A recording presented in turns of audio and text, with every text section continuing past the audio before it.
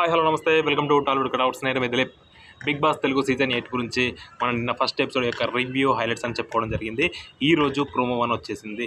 Promo 1లో చూసుకున్నట్లయితే ఎవరు నాగమణికంఠ అనే హైలైట్ అయిపోయిండు ఫస్ట్ ప్రోమోలో. నిన్న మనకు చూపెట్టారు ఎపిసోడ్ అయిపోయిన తర్వాత లాస్ట్కి ప్రోమో కొంచెం వదిలిపెట్టినప్పుడు ఆయన చూపెట్టారు. కొంచెం యాంగ్రీ అయిపోయిండు. ఎందుకు అయిపోయిండో మనకు తెలుసు.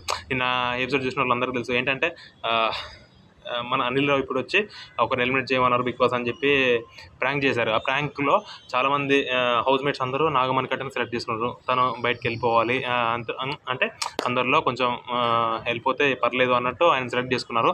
సెలెక్ట్ చేసుకున్నందుకు మనోడు బీభత్సమైన హట్ అయిపోయింది అనమాట.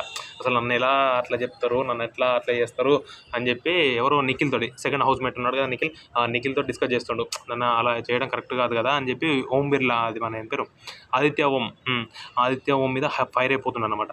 మనం ఎప్పుడైతే అనుకున్నాం మనకంటే కొంచెం డల్గా ఉన్నాడు, మనకు అంత తెలియదులే అది అనుకున్నాం, కానీ మనోడు హైలైట్ అయిపోయిండు. ప్రోమో వల్లనే హైలైట్ అయిపోయిందని చూసుకోవచ్చు. మనోడు స్ట్రాటజీ ఎలా ఉందో. నెక్స్ట్ ఆదిత్య ఓం మీద మనోడు సీరియస్ అయిపోతుండు. మన నిఖిల్ పక్కన కొంచెం చెప్తున్నాడు, పర్లేదు అన్నట్టు చెప్తున్నాడు, కానీ మనోడు ఇంట్లేడు.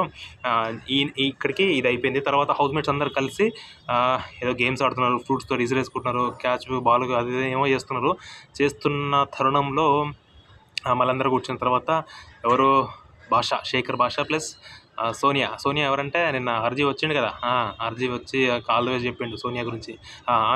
ఆమెకి ప్లస్ మన శేఖర్ భాషకి ఇద్దరికి డిస్కషన్ జరుగుతుంది.